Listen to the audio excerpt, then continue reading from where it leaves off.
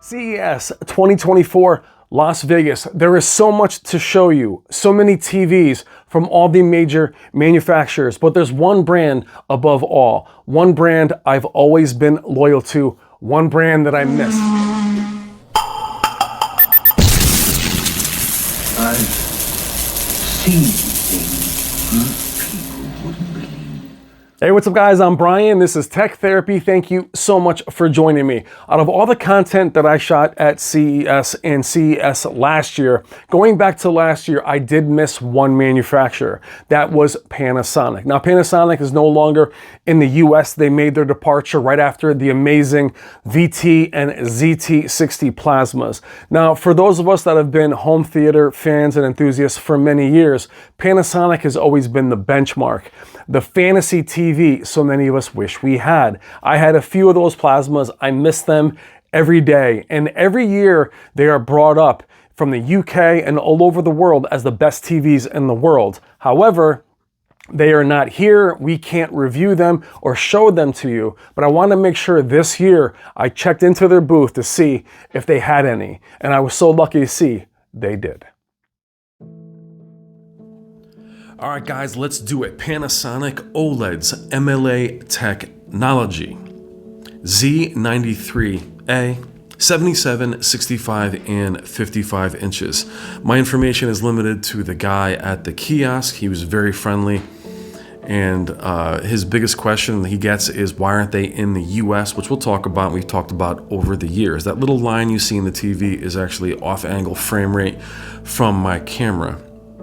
These are absolutely gorgeous. I imagine it's the new panel from LG. They have their own processor, the HCX Pro AI MK2.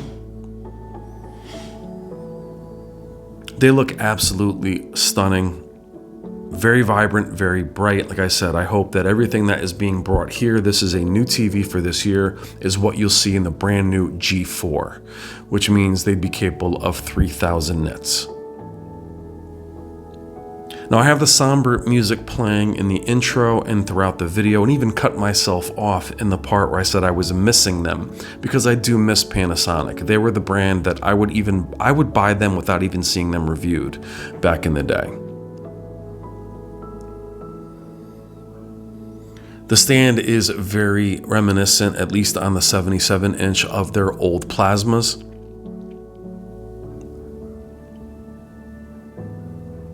There's the new processor. They are beautiful, very colorful. And last year we were so busy. I was busier this year, but never even bothered to see if Panasonic had TVs, and I'm so glad they did. They were just in the back corner.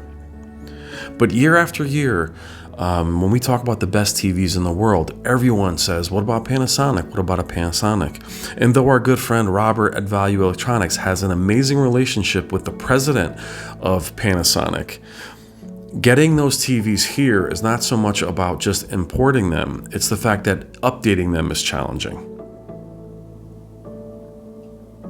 If they can't be updated, they can't compete in the Shooutout. Now, as you see there, we have an updated game bar, HDMI 2.1, 120 frames per second, variable refresh rate. Now, the smaller sizes are called different things, the Z95. But as I said, my information is limited to what the guy at the booth can tell you. But he did say the biggest question he gets all day long is, why aren't they in the US? And he clearly wasn't from the US either. If you're wondering why the TVs are here at a US show, is keep in mind that CES is a global event. So many countries participating, but I wanted to be able to show those of you in the US what Panasonic OLEDs do look like. And a number of years ago, as I mentioned, I reviewed the GZ1000 for Robert, and that TV came out around the same time the Sony A9G did. And I'm telling you, it was the best looking TV in the store. Known for their processing and accuracy, that particular display was a Hollywood reference monitor. These are absolutely gorgeous. And what's funny is you see the remote sitting there, it looks like a little bit of an older A90J remote, And by the time I finished shooting my demo, I went to go grab it and it was gone. So I think it wasn't supposed to be out. So I would say in CES, a lot of these demos, TVs are hidden and in the back. Some were kept to VIP status, which is a shame because to me, this is some of the best products a lot of these companies have. And again, I put the sad music because I do miss them. I cut off my own intro talking about how much I miss them because that intro was getting to be too long. They left the US markets. They had the best TVs in the world with their plasma lineup, but sales were not good. Plasma was very expensive to produce. And plasma back in the day, unfortunately, in showrooms just looked very dim, even in a dark room compared to much brighter LCDs at the time. Even though the LCDs were inferior to the non-enthusiast, they were just bigger and cheaper and people purchased them and the plasma simply was left behind. It is now a very niche product sold in only so many countries. The design, while thin, also has a larger back, so they're a bit behind in that regard, but like Sharp, they do have a more robust sound system. Showing you the back here. In a moment, there's the remote. So much larger in the back, better speakers.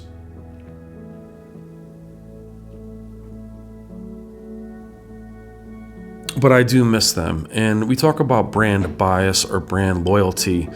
Panasonic was that go-to for me. It was the one that just was prestige. I don't care what model it is, I'll take it. There's the Z93.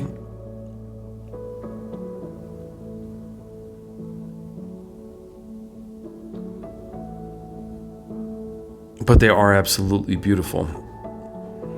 And like I said, I feel bad at the end of the year when we're comparing the best OLEDs in the TV Shooutout. Now, we'll say that it would be easier for Robert to import them, but if the TV can't be updated, it's really hard to have it there. If we don't have input from the engineers, it's very hard to have it at the Shooutout, though we'd love to have it. It's not a matter of price, it's a matter of having that TV be its best, where each of the TVs that you see in the Value Electronics Shooutout have been updated several times by the time the Shooutout takes place. And the Panasonic simply would not be able to get that in time. Now, like every other TV at the CES booths, I was not allowed to have price. And you can see there that the 77 still has the thick back, price or release date, but these are brand new panels. Now I'll call it the Z93, you can call it the Z93.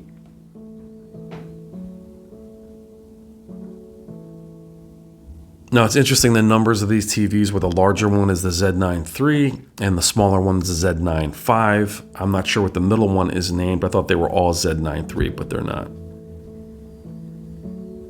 These demos are gorgeous. And I'll say too, at CES, the demo material was so short that we would shoot hours of B-roll and have it just be the same. So it gets to be where you're editing it, you just end up looping the same demo material because there's no point. You see the remote there? Now, like Sharp, a bit behind, where the US market tends to have less buttons, less numbers, which I don't always love, but they have more of that old school remote where there's 1,000 buttons and numbers on the remote. But I miss them dearly. I wish they were here. The more competition, the better. Again, known for their processing and accuracy. Shadow detail, very much the same ideology and signature as Sony. And having more of that is not a bad thing. No news on an 83-inch version. As I know now, 77, 65, and 55.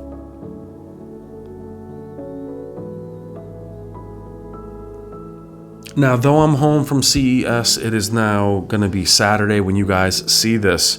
I have much more footage of manufacturers and many more storylines to cover. This is just the tip of the iceberg. But I had to stop and show you my one true love. This, for me, is like my true love. The TVs that many of you look at. For many of you, looking at like an LG C-Series is the dream TV you had before you could buy them. For me, the Pioneer Kuro Elite, the Plasmas, these are the TVs that we saved up for and we wish we could have. I had the ST and the S.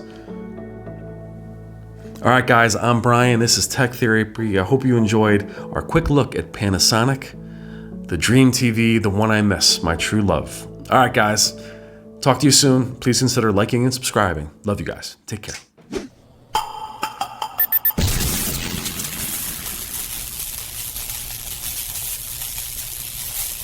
There can be only one.